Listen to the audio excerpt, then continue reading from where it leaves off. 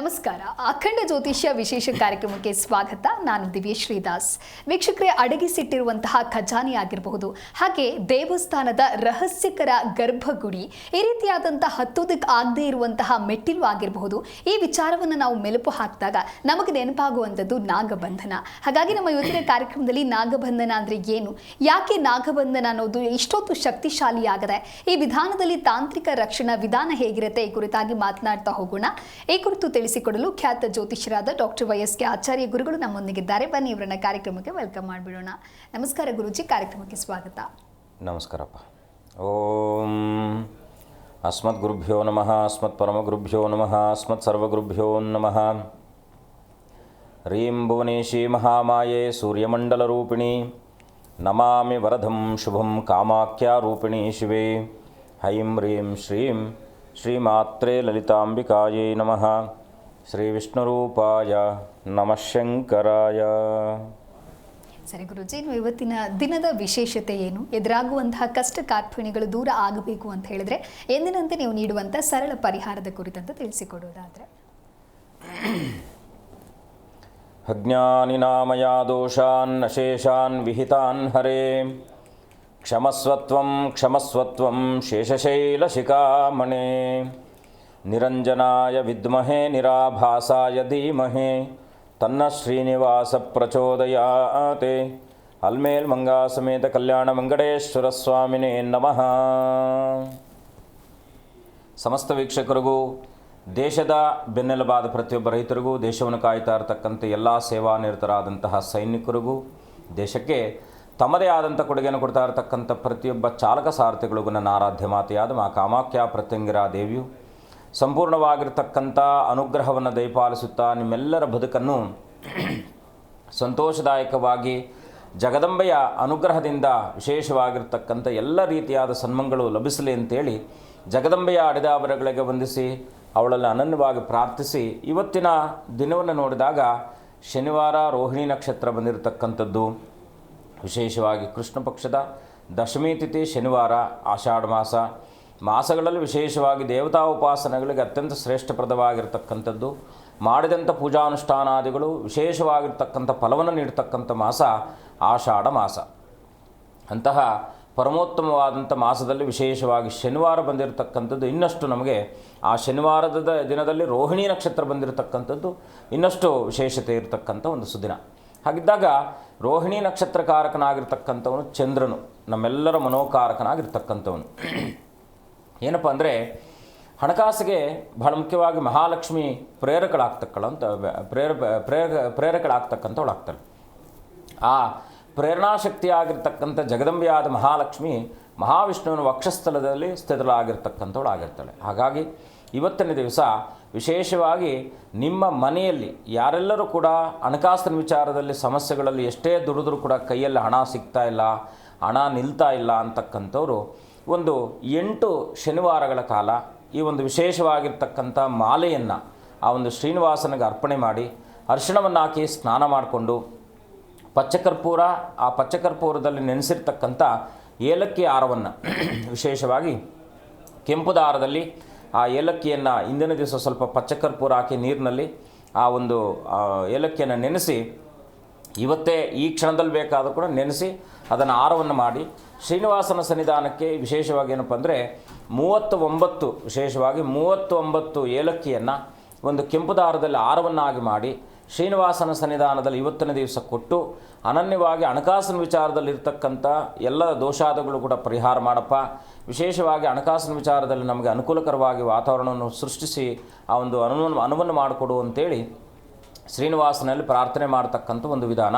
ಇದನ್ನು 8 ಶನಿವಾರಗಳ ಕಾಲ ಶ್ರೀನಿವಾಸನ ಸನ್ನಿಧಾನದಲ್ಲಿ ಮಾಡಿ ವಿಶೇಷವಾಗಿ ತುಳಸಿ ಅರ್ಚನೆ ಮಾಡಿಸಿ, ಆ ನಂತರದಲ್ಲಿ ಏನಪ್ಪ ಅಂದರೆ ಮಹಾಲಕ್ಷ್ಮಿಗೆ ಶನಿವಾರದ ದಿವಸ ಅರಿಶಿಣದಿಂದ ನೀವು ಕುಂಕುಮಾರ್ಚನೆ, ಯಾಕೆಂದರೆ ಸಹಜವಾಗಿ ನಾವೆಲ್ಲ ಕೂಡ ಕುಂಕುಮದಿಂದ ಅರ್ಚನೆ ಮಾಡ್ತಕ್ಕಂಥ ಒಂದು ಪದ್ಧತಿ ಇರತಕ್ಕಂಥದ್ದು. ಆದರೆ ಈ ಶನಿವಾರದ ದಿವಸ 8 ವಾರಗಳ ಕಾಲ ಅರಿಶಿಣವನ್ನು ಅರ್ಚನೆ ಮಾಡಿ ಒಂದು ಮಹಾಲಕ್ಷ್ಮಿ ಅಷ್ಟೋತ್ತರ ಬರ್ತಕ್ಕಂಥದ್ದಾಗಿರುತ್ತೆ. ಓಂ ಪ್ರಕೃತೇ ನಮಃ ವಿಕೃತೇ ನಮಃ ವಿದ್ಯಾಯ ನಮಃ ಸರ್ವಭೂತ ಹಿತಪ್ರದಾಯ ನಮಃ ಶ್ರದ್ಧಾಯ ನಮಃ ಅಂತೇಳಿ ಆ ಲಕ್ಷ್ಮಿಯ ಕುಂಕುಮಾರ್ಚನೆ ಅಷ್ಟೋತ್ತರ ಕುಂಕುಮಾರ್ಚನೆ ಮಾಡ್ತಕ್ಕಂಥ ಜಾಗದಲ್ಲಿ ಕುಂಕುಮವನ್ನು ಬಿಟ್ಟು ಅರಿಶಿಣದಿಂದ ಅಮ್ಮನವರಿಗೆ ಒಂದು ಅರ್ಚನೆ ಮಾಡಿ ಆ ಕುಂಕುಮವನ್ನು ನಿತ್ಯ ನಿರಂತರವಾಗಿ 48 ದಿನಗಳ ಕಾಲ ಈ ಒಂದು ಪ್ರಾರಂಭದಲ್ಲಿರ್ತಕ್ಕಂಥ ಕಾಲ 48 ದಿನಗಳ ಕಾಲ ನಿತ್ಯವೂ ಕೂಡ ಅರಿಶಿಣ ಹಾಕಿ ಸ್ನಾನ ಮಾಡ್ಕೊಬೋದು.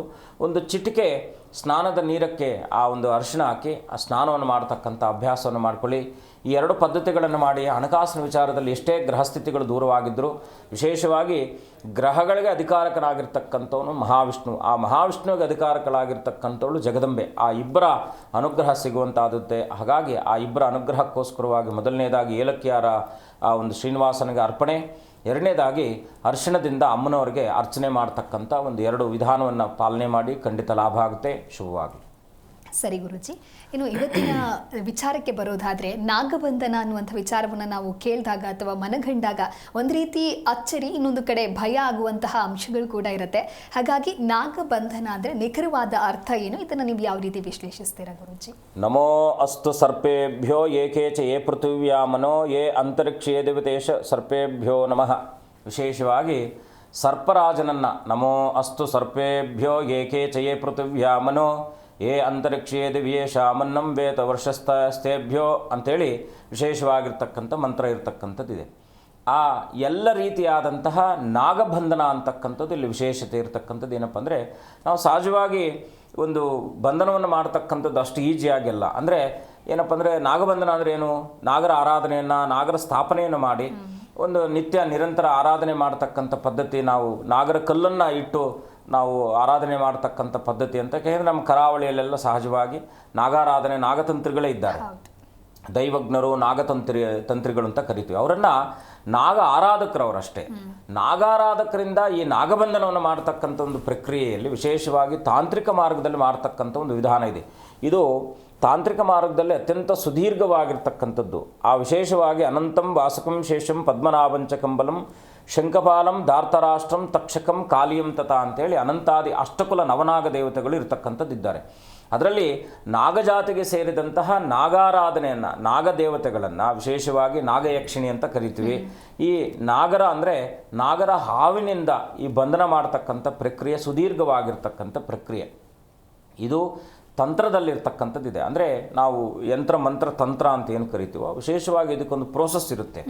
ಈ ಒಂದು ನಾವು ಗುಪ್ತ ನಿಧಿಗಳನ್ನು ವಿಶೇಷವಾಗಿರ್ತಕ್ಕಂಥ ಕ್ಷೇತ್ರಗಳ ಸಂರಕ್ಷಣೆಯನ್ನು, ಇದು ರಕ್ಷಣೆಯಲ್ಲಿ ಅತ್ಯಂತ ಪ್ರಕೃತಿಯನ್ನು ಹೊಂದಿರತಕ್ಕಂಥ ರಕ್ಷಣಾತ್ಮಕ ವಿಧಾನ. ಇದು ನಮ್ಮದು ಒಂದು ಕ್ಷೇತ್ರವನ್ನು ರಕ್ಷಣೆ ಮಾಡುವ. ಈಗ ನಮ್ಮ ಕೇರಳದಲ್ಲಿರ್ತಕ್ಕಂಥ ಅನಂತ ಪದ್ಮನಾಭನ ಸನ್ನಿಧಾನದಲ್ಲಿ ಎಷ್ಟೋ ಒಂದು ಸಂಪತ್ತಿದೆ. ಆ ಸಂಪತ್ತಿಗೆ ವಿಶೇಷವಾಗಿ ನಾಗಬಂಧನವನ್ನು ಮಾಡಿಟ್ಟಿದ್ದಾರೆ. ಅಲ್ಲಿ ಹೋದರೆ ನಾಗಗಳು ಬರ್ತಕ್ಕಂಥದ್ದಾಗಿರುತ್ತೆ. ಅದು ಯಾವ ರೀತಿ ಅಂದರೆ ಅತ್ಯಂತ ಶಕ್ತಿಪ್ರದವಾಗಿ ಯಾವ ರೀತಿಯಾದ ಬೇಕಾದರೂ ಕೂಡ ದಾಳಿ ಮಾಡುವಂಥ ಒಂದು ಮನಸ್ಥಿತಿ ಇರತಕ್ಕಂಥದ್ದು. ಒಂದು ಆವಾಗಿ ಬಂದರೆ ನಾವೇನು ಮಾಡ್ತೀವಿ, ಅದನ್ನು ಒಡೆದು ಸಾಯಿಸಿಬಿಡ್ಬೋದು. ಆದರೆ ಆತ್ಮರೂಪದಲ್ಲಿರ್ತಕ್ಕಂಥ ಆವನ್ನು ನಾವು ಸಾಯಿಸಲಿಕ್ಕೆ ಸಾಧ್ಯ ಇಲ್ಲ. ಹಾಗಾಗಿ ಆವಿನಿಂದ ಆ ಒಂದು ಆತ್ಮರೂಪವನ್ನು ಬೇರ್ಪಡಿಸಿ ಆ ಆತ್ಮವನ್ನು ಬಂಧನ ಮಾಡ್ತಕ್ಕಂಥದ್ದೇ ನಾಗಬಂಧನ. ಮುಂದೆ ತಿಳ್ಕೊಳ್ತಾ ಹೋಗೋಣ. ಸರಿ ಗುರುಜಿ, ಒಬ್ರು ಕಾಲರ್ ಇದ್ದಾರೆ, ಮಾತನಾಡ್ಬಿಡೋಣ. ಕೃಷ್ಣಪ್ಪ ಅಂತ ಹೇಳಿ ಕರೆ ಮಾಡಿದ್ದಾರೆ. ನಮಸ್ಕಾರ. ನಮಸ್ಕಾರ ಮೇಡಮ್. ಎಲ್ಲಿಂದ ಕರೆ ಮಾಡ್ತಾ ಇದ್ದೀರಾ? ಬೆಂಗಳೂರಿಂದ ಗುರುಗಳೇ. ಓಕೆ, ಯಾರ ಬಗ್ಗೆ ಕೇಳಬೇಕಾಗಿತ್ತು ಹೇಳಿ? ಬಗ್ಗೆನೇ ಕೇಳಬೇಕಾಯ್ತು. 1 ರಿಂದ 30 ಒಳಗೆ ಯಾವುದಾದ್ರೂ ಒಂದು ನಂಬರನ್ನು ಆಯ್ಕೆ ಮಾಡಿ. 15 ಮೇಡಮ್. ಗುರು ಹೇಳಿದರೆ ನಿಮ್ಮ ಪ್ರಶ್ನೆ ಏನು ಅಂತ ತಿಳಿಸಿ. ನಮಸ್ಕಾರ, ಹೇಗಿದ್ದೀರಾ? ಚೆನ್ನಾಗಿದ್ದೀವಿ ಗುರುಗಳೇ, ನೀವು ಹೆಂಗಿದ್ದೀರಾ? ಚೆನ್ನಾಗಿದ್ದೀನಿ. ತಾಯಿ ಒಳ್ಳೇದು ಮಾಡಲಿ. ಏನು ನಿಮ್ಮ ಪ್ರಾರ್ಥನೆ?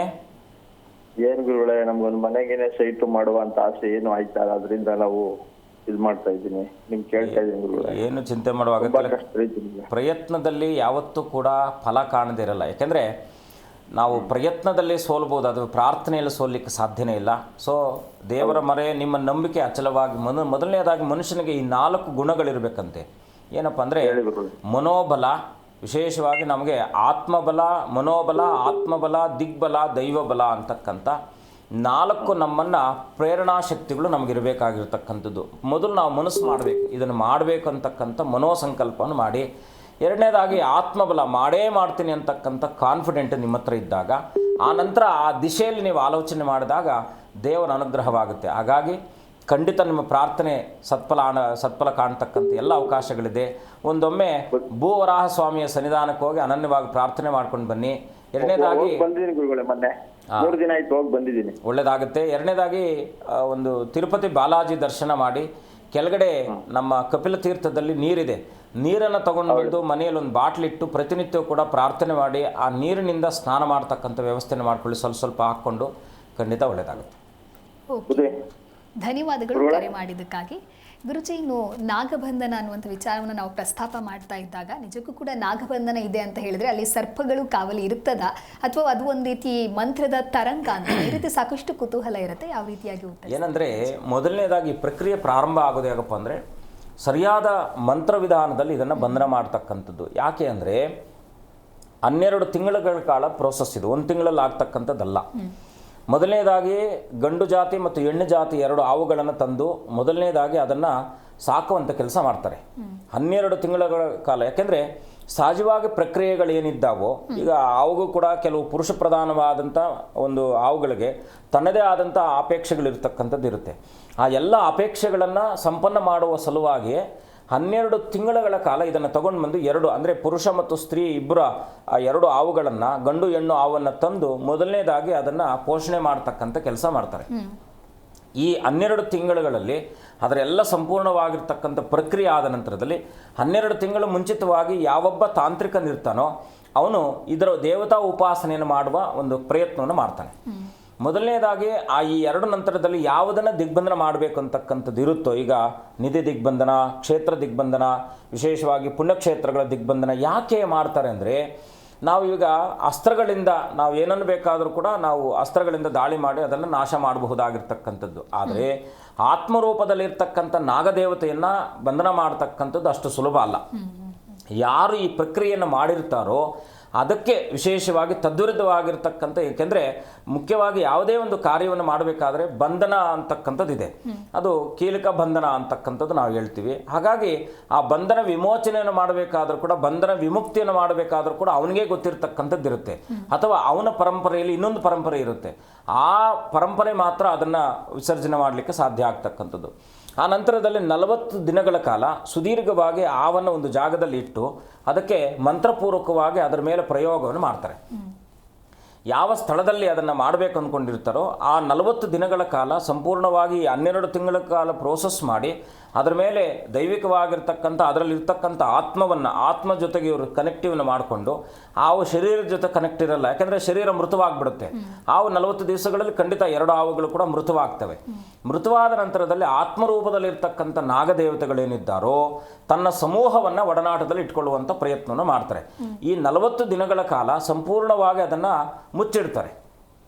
ಮುಚ್ಚಿಟ್ಟು ಆ ನಂತರದಲ್ಲಿ ಅದನ್ನು ಪ್ರಕ್ರಿಯೆಯನ್ನು ಪ್ರಾರಂಭ ಮಾಡಿದಾಗ ಏನಾಗುತ್ತೆ, ತನ್ನ ಸಮೂಹ ತನ್ನೊಟ್ಟಿಗೆ ಸೇರಿಸ್ಕೊಳ್ಳುತ್ತೆ. ಅದು ಭೌತಿಕವಾಗಿ ಇಲ್ಲದೇ ಇರತಕ್ಕಂಥ ನಾಗರ ಆತ್ಮಸ್ವರೂಪವಾಗಿರ್ತಕ್ಕಂಥದ್ದೇನಿದೆ, ನಾಗರನ್ನು ತನ್ನೆಡೆಗೆ ಆಹ್ವಾನವನ್ನು ಮಾಡಿಕೊಳ್ಳುತ್ತೆ. ಹಾಗಾಗಿ ನಮಗೆ ಪ್ರತ್ಯಕ್ಷವಾಗಿ ನಾಗರ ಕಂಡರೂ ಕೂಡ ಸ್ವಲ್ಪ ಸಮಯದ ನಂತರದಲ್ಲಿ, ಯಾಕೆಂದರೆ ನಾವೀಗ ನಿಧಿಗಳನ್ನು ಈ ಥರದ್ದೇನಾದರೂ ಕೂಡ ಅದನ್ನು ತೆಗಿಲಿಕ್ಕೆ ಹೋದಾಗ ಸರ್ಪ ಅಡ್ಡ ಬಂತು ಅಂತಕ್ಕಂಥ ವಾಕ್ಯವನ್ನು ಕೇಳಿದ್ದೇವೆ. ಇಲ್ಲ ಅಲ್ಲಿ ಹಾವು ಏನೋ ಅಗೆಯಕ್ಕೆ ಹೋದ್ವಿ, ಹಾವು ಬಂತು, ಅಡ್ಡ ಬಂತು ಅಂತ. ಅದನ್ನು ಮುಖ್ಯವಾಗಿ ಮೂಲ ಉದ್ದೇಶ ಏನಪ್ಪ ಅಂದರೆ ಸಂರಕ್ಷಣೆ ಉದ್ದೇಶದಿಂದ ಆತ್ಮಗಳ ಸ್ವರೂಪದಲ್ಲಿರ್ತಕ್ಕಂಥ, ಯಾಕೆಂದರೆ ದೇಹಯುಕ್ತವಾಗಿರ್ತಕ್ಕಂಥ ಶರೀರ ಸ್ವಲ್ಪ ಸಮಯದ ನಂತರದಲ್ಲಿ ಅದು ಆತ್ಮ ಬಿಟ್ಟು ಹೋಗ್ತಕ್ಕಂಥದ್ದಾಗುತ್ತೆ. ಹಾಗಾಗಿ ಏನು ಮಾಡ್ತಾರೆ, ಆತ್ಮವನ್ನೇ ಬಂಧನವಾಗಿಟ್ಟಿರ್ತಾರೆ. ಅದು ಸುದೀರ್ಘವಾಗಿ ಸಾವಿರಾರು ವರ್ಷಗಳ ಕಾಲ ಅದು ತನ್ನ ಕೆಲಸವನ್ನು ಮಾಡ್ತಕ್ಕಂಥ, ಯಾಕೆಂದರೆ ಆತ್ಮಸ್ವರೂಪ ಚೇತನಾ ಸ್ವರೂಪವಾಗಿರ್ತಕ್ಕಂಥದ್ದು. ಹಾಗಾಗಿ ಆ ಬೆಳಕಿನ ರೂಪದಲ್ಲಿರ್ತಕ್ಕಂಥದ್ದು ಅದು ಯಾವ ರೂಪದಲ್ಲಿ ಬೇಕಾದರೂ ಕೂಡ, ಯಾವ ಕ್ಷಣದಲ್ಲಿ ಬೇಕಾದರೂ ಕೂಡ ಅದು ಪ್ರತ್ಯಕ್ಷವಾಗ್ತಕ್ಕಂಥದ್ದಾಗಿರುತ್ತೆ. ಇದು ಬಹಳ ಮುಖ್ಯವಾಗಿ ಆ ತಾಂತ್ರಿಕನಿಗಿರ್ತಕ್ಕಂಥ ಶಕ್ತಿ. ಸರಿ ಗುರುಜಿ, ಈ ಕುರಿತಾಗಿ ಮತ್ತಷ್ಟು ಮಾತನಾಡ್ತಾ ಹೋಗೋಣ. ಅದಕ್ಕೂ ಮುನ್ನೊಬ್ರು ಕಾಲರ್ ಇದ್ದಾರೆ, ಧನಲಕ್ಷ್ಮಿ ಅಂತ ಹೇಳಿ ಕರೆ ಮಾಡಿದ್ದಾರೆ. ನಮಸ್ಕಾರ. ಹಲೋ, ನಮಸ್ಕಾರ ಸರ್. ಎಲ್ಲಿಂದ ಕರೆ ಮಾಡ್ತಾ ಇದ್ದೀರಾ ಹೇಳಿ? ನಾವು ಕೊಳ್ಳೇಗಾಲದಿಂದ ಮಾಡ್ತಾ ಇದ್ದೀವಿ. ಓಕೆ, ಯಾರ ಬಗ್ಗೆ ಕೇಳಬೇಕಾಗಿತ್ತು? ತಮ್ಮನ ಬಗ್ಗೆ ಕೇಳಬೇಕಾಗಿತ್ತು. 1 ರಿಂದ 30 ಒಳಗೆ ಯಾವುದಾದ್ರೂ ಒಂದು ನಂಬರನ್ನು ಆಯ್ಕೆ ಮಾಡಿ. 12. ಗುರುಗಳಿದ್ದಾರೆ, ನಿಮ್ಮ ಪ್ರಶ್ನೆ ಏನು ಅಂತ ತಿಳಿಸಿ. ನನ್ನ ತಮ್ಮನ ಬಗ್ಗೆ ಮದುವೆ ಕೇಳಬೇಕಾಗಿತ್ತು. ನಮಸ್ಕಾರ ತಾಯಿ. ನಮಸ್ಕಾರ. ಹೇಗಿದ್ದೀರಾ? ಚೆನ್ನಾಗಿದ್ದೀವಿ ಸರ್. ಮನೆ ಯಾವ ದಿಕ್ಕಿಗೆ ಬಾಗಿಲಿದೆ? ದಕ್ಷಿಣ. ನಿಮ್ಮ ತಮ್ಮ ಜೊತೆಯಲ್ಲಿ ಇದ್ದಾರಾ? ಇಲ್ಲ, ಕೆಲ್ಸಕ್ಕೆ ಹೋಗಿದ್ದಾರೆ, ಬೆಂಗಳೂರಲ್ಲಿ ಇರೋದು. ಅಲ್ಲಮ್ಮ, ಮನೆಯಲ್ಲಿ ನಿಮ್ಮ ಜೊತೆಲೇ ಇದ್ದಾರಾ, ಅವರು ಬೇರೆ ಇದ್ದಾರಾ? ಜೊತೆಲೇ ಇರೋದು. ಎಷ್ಟು ವರ್ಷ ತಮ್ಮನಿಗೆ? ತಮ್ಮನಿಗೆ 9/10/1983. 43 ವರ್ಷ ಆಗ್ತಾ ಬರ್ತಾ ಇದೆ. ಹಾ ಬರ್ತಾ ಇದೆ ಸರ್. ಮನೇನೇ ಏನೋ ಸಮಸ್ಯೆ ಅಂತಕ್ಕಂಥ ತೋರಿಸ್ತಾ ಇದ್ದಲ್ಲಮ್ಮ. ಹೌದಾ ಸರ್? ನಿಮ್ಮ ತಾಯಿಯವರು ಇದ್ದಾರಾ? ಇದಾರೆ ಸರ್. ಒಂದು ಕೆಲಸ ಮಾಡಿ, ನಿಮ್ಮ ತಾಯಿ ಮತ್ತು ನಿಮ್ಮ ತಮ್ಮನಿಬ್ಬರನ್ನು ಕೂಡ ರಾಮೇಶ್ವರಂ ಕಳಿಸಿ. ಅವ್ರು ನಮ್ಮ ತಾಯಿ ನಡೆಯೋಕ್ಕಾಗಲ್ಲ ಸರ್. ನಿಮ್ಮ ತಾಯಿ ಆಶೀರ್ವಾದ ತಗೊಂಡು ಎರಡು ತಾಂಬೂಲ ಫಲ ಕೊಡಿ ನಿಮ್ಮ ತಾಯಿ ಹತ್ರ. ನಿಮ್ಮ ತಾಯಿ ಕೈಯಲ್ಲಿ ಕೊಟ್ಟು ಎರಡು ತೆಂಗಿನಕಾಯಿನ ಕೊಟ್ಟು ತಾಯಿ ಸಂಕಲ್ಪ ಮಾಡಿಕೊಳ್ಳಿ, ಶೀಘ್ರವಾಗಿ ನನ್ನ ಮಗನಿಗೆ ಮದುವೆ ಆಗಲಿ, ನನ್ನ ಮಗನ ಜಾತಕದಲ್ಲಿರ್ತಕ್ಕಂಥ ಸಮಸ್ತ ವಿಧವಾದ ಮದುವೆಗೆ ಪ್ರತಿಬಂಧಕವಾದ ದೋಷಾದಿಗಳೇನಾದರೂ ಇದ್ದರೆ ಅವೆಲ್ಲ ಕೂಡ ನಿವೃತ್ತಿ ಆಗಲಿ ಅಂತೇಳಿ ಪ್ರಾರ್ಥನೆ ಮಾಡಿಕೊಂಡು ನಿಮ್ಮ ತಮ್ಮ ಒಂದೊಮ್ಮೆ ರಾಮೇಶ್ವರಮಲ್ಲಿ ಹೋಗಿ 21 ನದಿಗಳ ಸ್ನಾನವನ್ನು ಮಾಡಿ ಸಮುದ್ರ ಸ್ನಾನವನ್ನು ಮಾಡ್ಕೊಂಡು ಬರಲಿ. ಆ ನಂತರದಲ್ಲಿ ಕುಂಭಕೋಣಮಲ್ಲಿ ವಿಶೇಷವಾಗಿ ಕಲ್ಯಾಣ ಸುಂದರೇಶ್ವರ ಸ್ವಾಮಿ ಸನ್ನಿಧಾನ ಇದೆ, ಅಲ್ಲಿಗೊಂದೊಮ್ಮೆ ಹೋಗಿ ಬನ್ನಿ, ಖಂಡಿತ ಒಳ್ಳೆಯದಾಗುತ್ತೆ. ಓಕೆ, ಧನ್ಯವಾದಗಳು ಕರೆ ಮಾಡಿದ್ದಕ್ಕಾಗಿ. ಇದೀಗ ಸಿದ್ದಪ್ಪ ಅಂತ ಹೇಳಿ ಮತ್ತೊಬ್ರು ಕಾಲರ್ ಇದ್ದಾರೆ. ನಮಸ್ಕಾರ. ನಮಸ್ಕಾರ ಸಿದ್ದಪ್ಪ, ಧ್ವನಿ ಕೇಳಿಸ್ತಿದ್ಯಾ? ಓಕೆ, ಎಲ್ಲಿಂದ ಕರೆ ಮಾಡ್ತಾ ಇದ್ದೀರಾ ಹೇಳಿ? ಟಿವಿ ನೋಡ್ತಾ ಮಾತನಾಡಬೇಡಿ. ಧ್ವನಿ ಕೇಳಿಸ್ತಿದ್ಯಾ ಸಿದ್ದಪ್ಪ? ಕೇಳುತ್ತೆ. ಹೇಳಿ, ಏನು ಕೇಳಬೇಕಾಗಿತ್ತು? ನಾವು ಏಕಾದಶಿ ಮಾಡ್ತಾ ಇದ್ವಿ, ಯಾವ ತರ ಮಾಡ್ಬೇಕು ಅಂತ. ಓಕೆ, 1 ರಿಂದ 30 ಒಳಗೆ ಕೇಳಿಸ್ತಾ ಇದೆ. 1 ರಿಂದ 30 ಒಳಗೆ ಯಾವ್ದಾದ್ರು ಕೇಳುತ್ತೆ. ಓಕೆ, 1 ರಿಂದ 30 ಒಳಗೆ ಯಾವ್ದಾದ್ರು ನಂಬರ್ ಆಯ್ಕೆ ಮಾಡಿ. ಯಾವ ರೀತಿ ಮಾಡಿದ್ರೆ ಅದು ಫಲ ಅಂತ ನಿಮ್ಮ ಪ್ರಶ್ನೆಗೆ ಗುರುಜಿ ಉತ್ತರ ನೀಡ್ತಾರೆ. ಅದಕ್ಕೂ ಮುನ್ನ 1 ರಿಂದ 30 ಒಳಗೆ ಯಾವ್ದಾದ್ರು ಒಂದು ನಂಬರನ್ನು ಆಯ್ಕೆ ಮಾಡಿ. ಓಕೆ, ಸಂಪರ್ಕ ಸಾಧ್ಯವಾಗ್ತಾ ಇಲ್ಲ. ಕೌಸಲ್ಯ ಅಂತ ಹೇಳಿ ಮತ್ತೊಬ್ರು ಕಾಲರ್ ಇದ್ದಾರೆ. ನಮಸ್ಕಾರ. ನಮಸ್ಕಾರ. ಎಲ್ಲಿಂದ ಕರೆ ಮಾಡ್ತಾ ಇದ್ದೀರಾ? ನಾವು ಬೆಂಗಳೂರಿಂದ ಮೇಡಮ್. ಓಕೆ, ಯಾರ ಬಗ್ಗೆ ಕೇಳಬೇಕಾಗಿತ್ತು ಹೇಳಿ? ಮಗನ ಬಗ್ಗೆ ಕೇಳಬೇಕಾಗಿತ್ತು. 1 ರಿಂದ 30 ಒಳಗೆ ಯಾವ್ದಾದ್ರು ಒಂದು ನಂಬರನ್ನು ಆಯ್ಕೆ ಮಾಡಿ. 22. ಓಕೆ, ಗುರುಗಳಿದ್ದಾರೆ, ನಿಮ್ಮ ಪ್ರಶ್ನೆ ಏನು ಅಂತ ತಿಳಿಸಿ. ನಮಸ್ಕಾರ ತಾಯಿ, ಹೇಗಿದ್ದೀರಾ?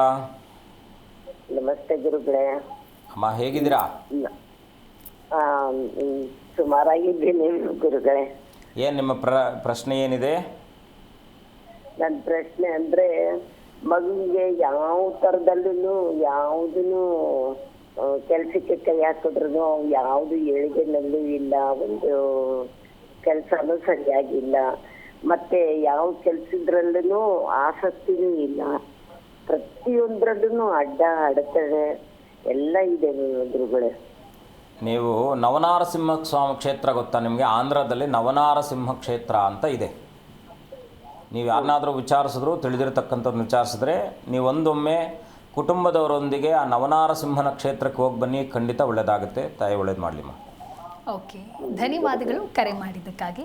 ಗುರುಜಿ, ನೀವು ನಾಗಬಂಧನ ಈ ವಿಧಾನದಲ್ಲಿ ತಾಂತ್ರಿಕ ರಕ್ಷಣಾ ವಿಧಾನ ಯಾವ ರೀತಿಯಾಗಿರುತ್ತೆ ಗುರುಜಿ? ಫಾರ್ ಎಕ್ಸಾಂಪಲ್, ಒಂದು ಕಡೆ ಒಂದು ಬೋರ್ಡ್ ನೋಡಿರ್ತೀವಿ, ಏನಂತಾರೆ ನಿಷೇಧಿತ ಸ್ಥಳ ಅಂತ ಇರುತ್ತೆ, ಕರೆಕ್ಟ್ ಅಲ್ವಾ?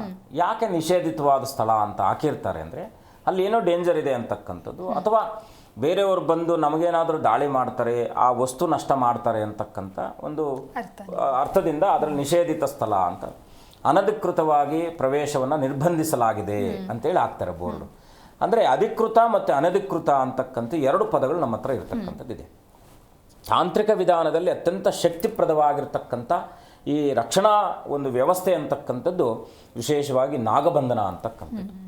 ಸಹಜವಾಗಿ ವಿಶೇಷವಾಗಿ ನಮ್ಮ ಋಷಿ ಪರಂಪರೆಯಲ್ಲಿ, ಅದರಲ್ಲೂ ಕೂಡ ನಮ್ಮ ಎಷ್ಟೋ ಹಿಮಾಲಯದಲ್ಲಿ ತಪಸ್ಸನ್ನು ಆಚರಣೆ ಮಾಡ್ತಾ ಇರ್ತಕ್ಕಂಥ, ನಿತ್ಯ ನಿರಂತರವಾಗಿ ಪ್ರಕೃತಿಯೊಳಗೆ ತಮ್ಮ ಒಡನಾಟವನ್ನು ಇಟ್ಕೊಂಡಿರ್ತಕ್ಕಂಥ ಎಷ್ಟೋ ಪರಂಪರೆಗಳು ಈ ನಾಗಬಂಧನವನ್ನು ಮಾಡಿ ತಮ್ಮ ಸುತ್ತು ಯಾವುದೇ ವಿಧವಾದ ಅಡೆತಡೆಗಳು ಬಾರದ ಹಾಗೆ ಆ ಒಂದು ಜಪತಪ ಅನುಷ್ಠಾನಗಳಿಗೆ ಏನು ತೊಂದರೆ ಆಗದ ರೀತಿಯಲ್ಲಿ ಬಂಧನವನ್ನು ಮಾಡಿ ಕೂತ್ಕೊಂಡು ತಪಸ್ಸನ್ನು ಮಾಡ್ತಾ ಇರ್ತಕ್ಕಂಥವ್ರು ಇರ್ತಾರೆ. ಹಾಗೆ ಗುಪ್ತ ನಿಧಿಗಳನ್ನು ನಮ್ಮ ದೇಶದ ಆಪತ್ತು ಕಾಲದಲ್ಲಿ ಉಪಯೋಗಕ್ಕೆ ಬಾರಲಿ ಅಂತ ಬರಬೇಕಂತಕ್ಕಂಥ ಸದುದ್ದೇಶದಿಂದ, ಅಥವಾ ಆ ದೇವಸ್ಥಾನ ಮುಂದಿನ ಪೀಳಿಗೆಗೆ ಒಳ್ಳೆ ರೀತಿಯಾಗಿ ಅದನ್ನು ಮುಂದುವರಿಸ್ಕೊಂಡು ಹೋಗಲಿ ಅಂತಕ್ಕಂಥ ಪದ್ಧತಿಯಿಂದ ಕೆಲವೊಂದು ದನಗಳನ್ನು, ಅಂದರೆ ಧನವನ್ನು, ಅಂದರೆ ವಿಶೇಷವಾಗಿ ಧನ ಸಂಪತ್ತನ್ನು ಅಲ್ಲೆಲ್ಲೋ ಒಂದು ಕಡೆ ಬಚ್ಚಿಡ್ತಾ ಇರ್ತಕ್ಕಂಥದ್ದು. ಇದನ್ನು ಯಾರಂದ್ರೆ ಅವ್ರು ದಾಳಿ ಮಾಡಿ ಎತ್ಕೊಂಡು ಹೋಗ್ಬೋದಾಗಿತ್ತು. ಹಾಗಾಗಿ ಅದನ್ನು ನಾವು, ಯಾಕೆಂದರೆ ನಮ್ಮ ಪೀಳಿಗೆ ನಾವು ಅಂತ್ಯ ಆದ ನಂತರದಲ್ಲಿ ಅದನ್ನು ಮುಂದೆ ಯಾರು ತೊಗೊಂಡು ಹೋಗ್ತಾರೆ ಅಂತಕ್ಕಂಥ ಪ್ರಶ್ನೆ ಬಂದಾಗ ಈ ತಾಂತ್ರಿಕ ಮಾರ್ಗದಲ್ಲಿ ಉಟ್ಕೊಂಡಂಥ ಈ ರಕ್ಷಣಾ ವ್ಯವಸ್ಥೆ ನಾಗಬಂಧ ರಕ್ಷಣಾ ಅಂತಕ್ಕಂಥ ವ್ಯವಸ್ಥೆ. ಇದನ್ನು ನಾವು ಅನಧಿಕೃತವಾಗಿ ಪ್ರವೇಶವನ್ನು ಮಾಡಿದಾಗ ಆ ಆತ್ಮಗಳು ನಾನು ಆಗಲೇ ತಿಳಿಸಿದ ಹಾಗೆ ಎಷ್ಟು ಅಗ್ರೆಸಿವ್ ಆಗಿರ್ತವಪ್ಪ ಅಂದರೆ ಯಾವ ರೀತಿ ಬೇಕಾದರೂ ಕೂಡ ಯಾವ ಮಾರ್ಗದಲ್ಲಿ ಬೇಕಾದರೂ ಕೂಡ ದಾಳಿ ಮಾಡ್ತಕ್ಕಂಥದ್ದಾಗಿರುತ್ತೆ. ಕೇವಲ ನಾವು ಭೂಮಿ ಮೇಲೆ ಬಂದು ನಮ್ಮನ್ನು ನಾವು ಕಚ್ಚುತ್ತೆ ಅಂತಕ್ಕಂಥಲ್ಲ, ಆಕಾಶ ಮಾರ್ಗದಲ್ಲಿ ಬೇಕಾದರೂ ಕೂಡ ಬಂದು ದಾಳಿ ಮಾಡ್ತಕ್ಕ. ಯಾಕಂದರೆ ಈಗ ಜೇನುನೊಣವನ್ನು ನಾವು ಅದಕ್ಕೇನಾದರೂ ತೊಂದರೆ ಮಾಡಿದಾಗ ಯಾವ ಅದು ಉತ್ಕೃಷ್ಟವಾಗಿ ಯಾವ ಹಂತಕ್ಕೆ ಹೋಗುತ್ತೆ ಅಂದರೆ ಎಷ್ಟು ತನ್ನ ಪ್ರಾಣವನ್ನು ಕೂಡ ತ್ಯಜಿಸಿ ತಾನು ಬಂದು ದಾಳಿ ಮಾಡ್ತಕ್ಕಂಥ ಒಂದು ವ್ಯವಸ್ಥೆನ ನಾವು ನೋಡಿದ್ದೀವಿ. ಹಾಗೆ ಈ ನಾಗಬಂಧನದಲ್ಲೂ ಕೂಡ ವಿಶೇಷವಾಗಿ ಆತ್ಮರಕ್ಷಣೆ ಅಲ್ಲ, ಇದು ಯಾವುದಾದ್ರೂ ಒಂದು ಪ್ರಕೃತಿ ದಟ್ಟವಾಗಿ ಆ ಸಂಪತ್ತು ಮುಂದಿನ ಪೀಳಿಗೆಗೆ ಬೇಕಾಗಿರ್ತಕ್ಕಂಥದ್ದು, ದೇವಸ್ಥಾನಕ್ಕೆ ಸಂಬಂಧಪಟ್ಟ ಹಾಗೆ ಆಗ ಯಾರಾದರೂ ಕೂಡ ದಾಳಿಕೋರರು ಒಕ್ಕಿ ಅದಕ್ಕೇನಾದರೂ ಡ್ಯಾಮೇಜ್ ಮಾಡ್ತಾರೆ ಅಂತಕ್ಕಂಥ ಆ ಒಂದು ದೂರಾಲೋಚನೆಯಿಂದ ಮಾಡಿರ್ತಕ್ಕಂಥ ಒಂದು ವಿಧಾನದ ಪದ್ಧತಿ. ಇದರಲ್ಲಿ ವಿಶೇಷವಾಗಿ ಏನಪ್ಪ ಅಂದರೆ ನಾಗದೇವತೆಗಳಲ್ಲಿ ನಾವು ಅನಂತಾದಿ ಅಷ್ಟುಕುಲ ನವನಾಗ ದೇವತೆಗಳು ಅಂತ ಕರಿತೀವಿ. ಅದರಲ್ಲೂ ಕೂಡ ನಾಗಯಕ್ಷಿಣಿ, ಅದರಲ್ಲೂ ಕೂಡ ಏನಂದ್ರೆ ಅನಂತಂ ವಾಸುಕೀಂ ಶೇಷಂ ಅಂತೇಳಿ. ನೋಡಿ, ವಾಸುಕಿ ಅಂತಕ್ಕಂಥದ್ದು ನಮಗೆ ಗೊತ್ತಿರ್ತಕ್ಕಂಥದ್ದು, ಎಲ್ಲ ಕಥೆ ಪುರಾಣಗಳಲ್ಲಿ ವಾಸುಕದೇವನು ಬರ್ತಕ್ಕಂಥವನಾಗ್ತಾರೆ. ಆದರೆ ಈ ಅನಂತ ಶೇಷನ ಮೇಲೆ ಯಾರಿರ್ತಕ್ಕಂಥದ್ದು, ಪೌಳಿಸಿರ್ತಕ್ಕಂಥವ್ರು ಮಹಾವಿಷ್ಣು. ವಾಸುಕಿ ಪದ್ಮನಾಭ ಅಂತಕ್ಕಂಥ ವಿಶೇಷವಾಗಿ ನಾವು ಇವಾಗ ಯಾಕೆ ಇದರಲ್ಲಿ ಕೇರಳದಲ್ಲಿರ್ತಕ್ಕಂಥ ಅನಂತ ಪದ್ಮನಾಭನನ್ನು ನಾವು ಯಾಕೆ ಅಷ್ಟು ಇದರಲ್ಲಿ ಮಾಡ್ತೀವಿ ಅಂದರೆ ಆ ಕುಲಕ್ಕೆ ಸೇರಿದಂಥದ್ದು. ಯಾಕೆಂದರೆ ಅಷ್ಟು ಶೇಷಶಾಯಿನಾಗಿ ಅಷ್ಟು ತೂಕದಲ್ಲಿರ್ತಕ್ಕಂಥ ಪದ್ಮನಾಭನನ್ನು ಒತ್ತಂಥ ನಾಗನು ಏನಿದ್ದಾನೋ ಆ ಅನಂತನ ಸಂತತಿಯನ್ನು ತಂದು ಈ ಒಂದು ದಿಗ್ಬಂಧನ ಮಾಡ್ತಕ್ಕಂಥ ಒಂದು ವ್ಯವಸ್ಥೆಯನ್ನು ಮಾಡ್ಕೊಳ್ತಾರೆ. ಯಾಕೆಂದರೆ ಅದು ಈ ಎರಡರ ಸಂಯೋಜನೆ ಆಗಿರ್ತಕ್ಕಂಥದ್ದು ಅನಂತನು. ಹಾಗಾಗಿ ಬಹಳ ಮುಖ್ಯವಾಗಿ ಇದನ್ನು ಮಾಡುವಂಥ ಉದ್ದೇಶ ಏನಪ್ಪ ಅಂದರೆ ಕೆಲವು ಕ್ಷೇತ್ರಗಳು ಈಗಲೂ ಕೂಡ ಯಾಕೆಂದರೆ ಕೆಲವೆಲ್ಲ ನಿಧಿಗಳಿದ್ದಾವೆ ಅಂತೇಳಿ ಎಲ್ಲ ಅಗದು ಅದನ್ನೆಲ್ಲ ದೇವಸ್ಥಾನಗಳನ್ನು ಕೆಡವಿ ಅದನ್ನೆಲ್ಲ ಹಾಳು ಮಾಡ್ತಾ ಇರ್ತಕ್ಕಂಥ ಪದ್ಧತಿ ಇದೆ. ಆದರೆ ಸಂಪೂರ್ಣವಾಗಿ ಇವಾಗಲೂ ಕೂಡ ಈ ನಾಗಬಂಧನ ಮಾಡ್ತಕ್ಕಂಥ ಅದೆಷ್ಟೋ ವ್ಯಕ್ತಿಗಳು ನಮ್ಮ ಮಧ್ಯದಲ್ಲೇ ಇದ್ದಾರೆ. ಆದರೆ ಅವ್ರು ನಮಗೆ ಗೋಚರ ಆಗಲ್ಲ. ಕೆಲವು ಸಂದರ್ಭಗಳಲ್ಲಿ ತನ್ನ ಪೂರ್ವಜರು ಇಟ್ಟಿದ್ದಂಥ ಒಂದು ವಸ್ತುವನ್ನು ಅವರು ಸಂರಕ್ಷಣೆ ಮಾಡಬೇಕಾದದ್ದು ಅವ್ರಿಗೆ ಸೂಚನೆ ಬಂದಿರತಕ್ಕಂಥದ್ದಾಗಿರುತ್ತೆ. ಹಾಗಾಗಿ ನಮ್ಮ ಮಧ್ಯದಲ್ಲಿ ಇದ್ದುಕೊಂಡಿರ್ತಕ್ಕಂಥವ್ರು ಕೂಡ ಮಾಡುವಂಥ ವಿಧಾನದಲ್ಲಿ ಕೆಲವೊಂದು ನಾವು ಪ್ರಾಂತ್ಯಗಳನ್ನು ಕೇಳಿದಾಗ ಕಾಸರಗೋಡಿಗೆ ಸಂಬಂಧಪಟ್ಟ ಹಾಗೆ ಮತ್ತು ಮಂಗಳೂರಿಗೆ ಸಂಬಂಧಪಟ್ಟ ಹಾಗೆ ಕೇರಳದಲ್ಲಿ ವಿಶೇಷವಾಗಿ ಈ ಒಂದು ಆರಾಧನೆ ವಿಧಾನವನ್ನು ಇವತ್ತಿಗೂ ಕೂಡ ಅದನ್ನು ಒಂದು ಪ್ರತ್ಯಕ್ಷವಾಗಿ ಇಟ್ಕೊಂಡಿರ್ತಕ್ಕಂಥ ಎಷ್ಟೋ ಕುಟುಂಬಗಳಿದ್ದಾವೆ. ಅದರಲ್ಲಿ ಕಾಲಾನುಕ್ರಮದಲ್ಲಿ ಏನಾಯಿತು, ಸ್ವಲ್ಪ ನಾಗಾರಾಧನೆಗೆ ಪ್ರಾಮುಖ್ಯತೆ ಹೆಚ್ಚಾಗ್ತಕ್ಕಂಥದ್ದಾಗಿರ್ತು. ಜಾತಕದಲ್ಲಿ ಏನಾದರೂ ಕೂಡ ದೋಷಗಳಿದ್ದಾಗ ನಾಗಾರಾಧನೆ ಮಾಡಿ, ನಾಗ ಆರಾಧನೆ ಬೇರೆ, ನಾಗಬಂಧನ ಬೇರೆ. ನಾಗಾರಾಧನೆ ಮಾಡ್ತಕ್ಕಂಥದ್ದು ನಮ್ಮ ವೈಯಕ್ತಿಕ ಬದುಕಿನಲ್ಲಿ ಏನಾದರೂ ಕೂಡ ಮಕ್ಕಳ ಸಮಸ್ಯೆ, ಹಣಕಾಸಿನ ಸಮಸ್ಯೆಗೆ ಸಂಬಂಧಪಟ್ಟಿರ್ತಕ್ಕಂಥದ್ದು, ಸಂಬಂಧಗಳಲ್ಲಿ ಬಿರುಕುಗಳು ಉಂಟಾಗ್ತಾ ಇದೆ, ಮದುವೆ ಆಗ್ತಾ ಇಲ್ಲ, ವಿಳಂಬ ಆಗ್ತಾ ಇದೆ, ಈ ರೀತಿಯಾದ ಜನ್ಮಜಾತಕದಲ್ಲಿ ಸಂಚಿತ ಕರ್ಮಕ್ಕೆ ಅನುಸಾರವಾಗಿ ಬರಬಹುದಾದಂಥ ತೊಂದರೆಗಳನ್ನು ನಿವೃತ್ತಿಗೋಸ್ಕರವಾಗಿ ಮಾಡಿಕೊಳ್ತಕ್ಕಂಥದ್ದು ನಾಗ ಆರಾಧನೆ. ಆದರೆ ನಾಗಬಂಧನ ಅಂತಕ್ಕಂಥದ್ದು ತಮ್ಮ ಪೂರ್ವಜರು ಅದನ್ನು ಸಂಸ್ಕರಣೆ ಮಾಡಿ ಇಟ್ಟಿರ್ತಕ್ಕಂಥ ವಸ್ತುವನ್ನು ರಕ್ಷಣೆ ಮಾಡ್ತಕ್ಕಂಥ ವಿಧಾನದಲ್ಲಿ ಈ ನಾಗಬಂಧನವನ್ನು ಮಾಡ್ತಕ್ಕಂಥ ವಿಧಾನ ಆಗಿರುತ್ತೆ. ಓಕೆ ಗುರುಜಿ, ಒಬ್ರು ಕಾಲರ್ ಇದ್ದಾರೆ, ಮಾತಾಡ್ಬಿಡೋಣ. ಉಮಾ ಅಂತ ಹೇಳಿ ಕರೆ ಮಾಡಿದ್ದಾರೆ. ನಮಸ್ಕಾರ. ನಮಸ್ತೆ ಮೇಡಮ್. ಎಲ್ಲಿಂದ ಕರೆ ಮಾಡ್ತಾ ಇದ್ದೀರಾ? ಮೇಡಮ್ ಬಾರಂದೂರಿಂದ ಮೇಡಮ್ ಫೋನ್ ಮಾಡೋದು. ಓಕೆ, ಯಾರ ಬಗ್ಗೆ ಕೇಳಬೇಕಾಗಿತ್ತು ಹೇಳಿ? ನಮ್ಮ ಮಗನ ಬಗ್ಗೆ ಕೇಳಬೇಕು ಮೇಡಮ್. 1 ರಿಂದ 30 ಒಳಗೆ ಯಾವುದಾದ್ರೂ ಒಂದು ನಂಬರನ್ನು ಆಯ್ಕೆ ಮಾಡಿ. 9 ಮೇಡಮ್. ಗುರುಗಳಿದ್ದಾರೆ, ನಿಮ್ಮ ಪ್ರಶ್ನೆ ಏನು ಅಂತ ತಿಳಿಸಿ. ತಾಯಿ ನಮಸ್ಕಾರ. ತಾಯಿ ನಮಸ್ಕಾರಮ್ಮ, ಹೇಗಿದ್ದೀರಾ? ಆರಾಮಿದ್ದೀನಿ ಸ್ವಾಮಿ. ತುಂಬಾ ಕಷ್ಟದಲ್ಲಿದ್ದೀವಿ. ನಿಮ್ಗೆ ತುಂಬಾ ದಿವಸದಿಂದ ಕಾಲ್ ಮಾಡ್ತಾ ಇದ್ದೆ ಮೇಡಮ್ ಸರ್. ಇವತ್ತು ಸಿಕ್ಕಿದೆ ನಿಮ್ದು ಕಾಲು. ತಾಯಿ ತುಂಬಾ ಧನ್ಯವಾದ ಕಾಲ್ ಸಿಕ್ಕಿದ್ದಕ್ಕೆ. ತಾಯಿ ಒಳ್ಳೇದ್ ಮಾಡಿ. ಏನು ಮಗನ ಪ್ರಶ್ನೆ ಏನು ಕೇಳ್ಬೇಕು ಅನ್ಕೊಂಡಿದ್ದೀರಾ? ಮಗನ್ಗೆ ಇವಾಗಷ್ಟೇ ಒಂದು B.Com ಮಾಡಿದಾನೆ. ಅವನಿಗೇನು ಕೆಲಸ ಆಗಿಲ್ಲ. ಅವನಿಗೆ ಮುಂದೆ ಅವನ ಭವಿಷ್ಯ ಹೆಂಗಿದೆ, ಏನು ಒಳ್ಳೇದಾಗತ್ತಾ ಇಲ್ವಾ? ತುಂಬಾ ಸಾಲ ಮಾಡ್ಕೊಂಡಿದ್ದೀನಿ. ಸನ್ನಿಧಾನದಲ್ಲಿ ಎಲ್ಲಾದ್ರೂ ಆಂಜನೇಯನ ಸನ್ನಿಧಾನ ಇದೆಯಾ? ಇದೆ. ನೋಡಿ, ಸಾಯಂಕಾಲ ಮಂಗಳವಾರದ ಸಾಯಂಕಾಲ 6 ರಿಂದ 7 ಗಂಟೆ ಒಳಗಡೆ ಆಂಜನೇಯನ ಸನ್ನಿಧಾನದಲ್ಲಿ ನೀವು 6 ಗಂಟೆಗೆ ಓಪನ್ ಮಾಡ್ತಾರೆ. ಸಹಜವಾಗಿ ಓಪನ್ ಆಗಲಿಲ್ಲ ಅಂದರೂ ಕೂಡ ಚಿಂತೆ ಮಾಡುವ ಅಗತ್ಯ ಇಲ್ಲ. ದೇವರ ಮುಂದೆ ಒಂದು ಸಣ್ಣದಾಗಿರ್ತಕ್ಕಂಥ ಹಣತೆಯನ್ನು ಹಚ್ಚಿಟ್ಟು 21 ಪ್ರದಕ್ಷಿಣೆ ಮಾಡಿ, ತಮಸ್ಮಿನ್ ಕಾರ್ಯ ನಿರ್ಯೋಗೆ ಪ್ರಮಾಣಂ ಹರಿಸತ್ತಮ ಹನುಮಾನ್ ಯತ್ನಮಾಸ್ಥಾಯ ದುಃಖ ಕ್ಷಯ ಕರೋ ಭವೇತ್ ಅಂತಕ್ಕಂಥ ಯೂಟ್ಯೂಬಲ್ಲಿ ಮಂತ್ರ ಸಿಗುತ್ತೆ. ಅಂದರೆ ಆ ಮಂತ್ರವನ್ನು ಉಚ್ಚಾರವನ್ನು ಮಾಡಿ ಅನನ್ಯವಾಗಿ ಆಂಜನೇಯನನ್ನು ಪ್ರಾರ್ಥನೆ ಮಾಡಿ ಖಂಡಿತ 48 ದಿನಗಳ ಒಳಗಡೆ ನಿಮಗೆ ಏನಾದರೂ ಒಂದು ದಾರಿಯನ್ನು ಆ ಒಂದು ರಾಮದೂತನಾಗಿರ್ತಕ್ಕಂಥ ಆಂಜನೇಯ ತೋರಿಸ್ತಕ್ಕಂಥವ್ನು ಆಗ್ತಾನೆ. ಒಳ್ಳೇದಾಗಲಿ ತಾಯಿ. ಏನಿಡ್ಬೇಕು ಅಂತ ಗೊತ್ತಾಗಿಲ್ಲ ಸ್ವಾಮಿ ನನಗೆ. ಏನು ದೀಪ ಹಚ್ಚಿಡಿ ಅಷ್ಟೇ, ಏನು ಮಾಡಬೇಕು. ಒಂದು ದೀಪ ಹಚ್ಚಿ ಒಂದು ಮಣ್ಣಿನ ಅಣತೆ ತಗೊಂಡಿರಿ, ದೀಪ ಹಚ್ಚಿಟ್ಟು 21 ಪ್ರದಕ್ಷಿಣೆ ಮಾಡಿ. ಈ ಮಂತ್ರ ಯೂಟ್ಯೂಬಲ್ಲೆಲ್ಲ ಸಿಗುತ್ತೆ, ನಿಮ್ಮ ಮಗನಿಗೆ ಹೇಳಿದ್ರೆ ಕೊಡ್ತಾರೆ. ಈ ಮಂತ್ರ ಇಲ್ಲಾಂದ್ರೆ ಓಂ ನಮೋ ಭಗವತೆ ಆಂಜನೇಯಾಯ ಮಹಾಬಲಾಯ ಹನುಮತೇ ನಮಃ ಅಂತೇಳಿ ಈ ಮಂತ್ರ ಹೇಳಿದ್ರು ಆಯಿತು. ಓಂ ನಮೋ ಭಗವತೆ ಆಂಜನೇಯಾಯ ಮಹಾಬಲಾಯ ಹನುಮತೇ ನಮಃ ಅಂತೇಳಿ ಈ ಮಂತ್ರ ಹೇಳ್ಕೊಂಡು 21 ಪ್ರದಕ್ಷಿಣೆ ಮಾಡಿ ಅನನ್ಯವಾಗಿ ಪ್ರಾರ್ಥನೆ ಮಾಡ್ಕೊಳ್ಳಿ. ಖಂಡಿತ ನಿಮ್ಮ ಯತ್ನ ಕಾರ್ಯದಲ್ಲಿ ಅನುಕೂಲ ಆಗ್ತಕ್ಕಂಥದ್ದಾಗುತ್ತೆ, ಒಳ್ಳೆಯದಾಗುತ್ತೆ. ಓಕೆ, ಧನ್ಯವಾದಗಳು ಕರೆ ಮಾಡಿದ್ದಕ್ಕಾಗಿ. ಗುರುಜಿ, ಇನ್ನು ಕೆಲವರಿಗೆ ತಮ್ಮ ಹಳೆಯ ಮನೆಯಲ್ಲಿ ಅಥವಾ ಯಾವುದೋ ಒಂದು ತಮಗೆ ಸಂಬಂಧಪಟ್ಟಂತಹ ಜಾಗದಲ್ಲಿ ನಾಗಬಂಧನ ಇದೆ ಅನ್ನುವಂತಹ ಭಯದಲ್ಲಿರ್ತಾರೆ, ಊಹೆಯಲ್ಲಿರ್ತಾರೆ. ಹಾಗಾಗಿ ಈ ನಾಗಬಂಧನಕ್ಕೂ ಕಾಳಸರ್ಪ ದೋಷಕ್ಕೂ ಏನಾದರೂ ವ್ಯತ್ಯಾಸ ಇದೆಯಾ, ಹೇಗೆ? ಸರ್ಪದೋಷ ಬೇರೆ, ಅದು ಜನ್ಮಜಾತಕದಲ್ಲಿ ಬರ್ತಕ್ಕಂಥದ್ದು. ಇದೇನಂದ್ರೆ ಇದಕ್ಕೆ ನಾವೀಗ ಫಾರ್ ಎಕ್ಸಾಂಪಲ್ ಉಪದೇಶ ಮಾಡ್ತಾರೆ ಅಂತ ಇಟ್ಕೊಳ್ಳೋಣ. ಆದೇಶ ಬೇರೆ, ಉಪದೇಶ ಬೇರೆ.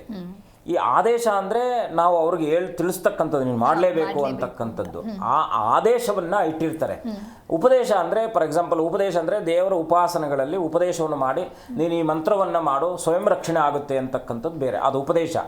ಈ ನಾಗರಿಗೆ ಇವರು ಆದೇಶವನ್ನು ಮಾಡಿಟ್ಟಿರ್ತಾರೆ.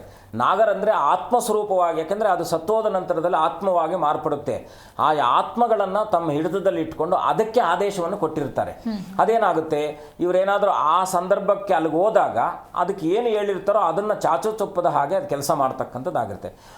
ಒಂದು ಕಂಪನಿಯಲ್ಲಿ ಸೆಕ್ಯೂರಿಟಿ ಇದ್ದಂಥವನು ಅವನು ತನ್ನ ಕೆಲಸವನ್ನು ತಾನು ನಿರ್ವಹಿಸ್ತಾನೆ, ಅದು ತಪ್ಪು ಅಂತಕ್ಕಂಥದ್ದಲ್ಲ. ಅವ್ರದ್ದೇ ಒಂದು ಮ್ಯಾಂಡೇಟರಿ ಇರುತ್ತೆ, ಆ ಫಾರ್ಮುಲಾದಲ್ಲಿ ಅವ್ರ ಕೆಲಸವನ್ನು ಮಾಡ್ತಾ ಇರ್ತಕ್ಕಂಥವ್ರು ಆಗ್ತಾರೆ. ಹಾಗೆ ಈ ನಾಗದ ಆದೇಶ ಏನಿದೆಯೋ, ನಾಗರಿಗೆ ಆದೇಶವನ್ನು ಏನು ಕೊಟ್ಟಿದ್ದಾರೋ ಅವರು ಯಾವಾಗ ಎಷ್ಟು ವರ್ಷಗಳ ಕಾಲ ಇದು ಇರಬೇಕು, ಇಂಥ ಸಂತತಿ ನಮಗೆ ಬರಬೇಕು, ಆ ಸಂತತಿಗೆ ಇದು ಸಿಗಬೇಕು ಅಂತ ಸಂದರ್ಭದಲ್ಲಿ ಅವರು ಅದಕ್ಕೆ ಉಪದೇಶವನ್ನು ಮಾಡಿ ಆದೇಶವನ್ನು ಮಾಡಿಟ್ಟಿರ್ತಾರೆ. ಉಪದೇಶ ಮಾಡಿ ಆದೇಶ ಮಾಡಿದಾಗ ಅದು ಪಾಲನೆ ಮಾಡ್ತಕ್ಕಂಥ ಶಕ್ತಿ ಆಗಿರುತ್ತೆ. ಸರ್ಪಕ್ಕೂ ಅದಕ್ಕೂ ಸಂಬಂಧ ಇಲ್ಲ. ಕಾಳಸರ್ಪದೋಷ ಅಂತಕ್ಕಂಥದ್ದು ಜಾತಕದಲ್ಲಿ ಬರ್ತಕ್ಕಂಥದ್ದು. ಅದಕ್ಕೆ ಯಾಕೆಂದರೆ ಹಿಂದಿನ ಜನ್ಮದಲ್ಲಿ ಆವನ್ನು ವಧೆ ಮಾಡಿರ್ತಕ್ಕಂಥದ್ದು, ಆವಿಗೆ ತೊಂದರೆ ಮಾಡಿರ್ತಕ್ಕಂಥದ್ದು, ಅಥವಾ ಸ್ತ್ರೀ, ಇದು ಎಲ್ಲ ದೋಷಗಳಿರ್ತಕ್ಕಂಥದ್ದು. ದೋಷಗಳೆಲ್ಲ ಸಾಕಷ್ಟು ದೋಷಗಳಿದೆ. ಅದರಲ್ಲಿ ಸರ್ಪದೋಷ ಅಂತಕ್ಕಂಥದ್ದು ಸ್ವಲ್ಪ ಹೆಚ್ಚಿನ ಮಾತ್ರದಲ್ಲಿ ಮನುಷ್ಯನಿಗೆ, ಯಾಕಂದರೆ ಸರ್ಪರೂಪ ಅಂತಕ್ಕಂಥದ್ದು ನಮಗೆ ಕೇವಲ ನಮಗೆ ಸ್ವರೂಪ ಅಲ್ಲ, ಅದು ನಮ್ಮ ದೇಹದಲ್ಲಿರ್ತಕ್ಕಂಥ ಒಂದು ಚೇತನಾ ಸ್ವರೂಪ. ಹಾಗಾಗಿ ಆ ಶಕ್ತಿ ಅಂತಕ್ಕಂಥದ್ದು ನಮಗೆ ಪ್ರೇರಣೆ ಆಗಬೇಕಾದ್ರೆ ವಿಶೇಷವಾಗಿ ಕುಲವನ್ನು ನಾವು ಪ್ರಾರ್ಥನೆ ಮಾಡಬೇಕಾಗಿರ್ತಕ್ಕಂಥದ್ದು. ಕುಲಾಚಾರ ದೋಷಗಳಲ್ಲೂ ಕೂಡ ನಾಗದೋಷ ಬರ್ತಕ್ಕಂಥದ್ದಾಗುತ್ತೆ. ಸರಿ ಗುರೂಜಿ, ಸಾಕಷ್ಟು ವಿಚಾರಗಳ ಕುರಿತಂತೆ ನಮ್ಮ ವೀಕ್ಷಕರಿಗಾಗಿ ತಿಳಿಸ್ಕೊಟ್ಟಿದ್ದೀರಾ. ಧನ್ಯವಾದಗಳು ಗುರೂಜಿ, ಕಾರ್ಯಕ್ರಮಕ್ಕೆ ಆಗಮಿಸಿದ್ದಕ್ಕಾಗಿ. ಶುಭಂ ಭೂಯಾತ್, ಲೋಕ ಸಮಸ್ತ ಸುಖಿನೋ ಭವಂತು. ನೋಡಿದ್ರಲ್ವ ವೀಕ್ಷಕರೇ, ನಾಗಬಂಧನ ಅಂದರೆ ಏನು, ನಾಗಬಂಧನವನ್ನು ಯಾಕೆ ಇಷ್ಟು ಶಕ್ತಿಶಾಲಿ ಅಂತ ಹೇಳಿ ಕರೆಯಲ್ಪಡಲಾಗುತ್ತೆ, ಈ ಎಲ್ಲ ವಿಚಾರವನ್ನು ಗುರೂಜಿ ಬಹಳ ಅರ್ಥಪೂರ್ಣವಾಗಿ ತಿಳಿಸ್ಕೊಟ್ಟಿದ್ದಾರೆ. ಇದಾಗಿತ್ತು ಈ ಹೊತ್ತಿನ ವಿಶೇಷ. ನೋಡ್ತಾ ಇರಿ ಜಿ ಕನ್ನಡ ನ್ಯೂಸ್, ಸತ್ಯವೇ ಸುದ್ದಿಯ ಜೀವಾಳ.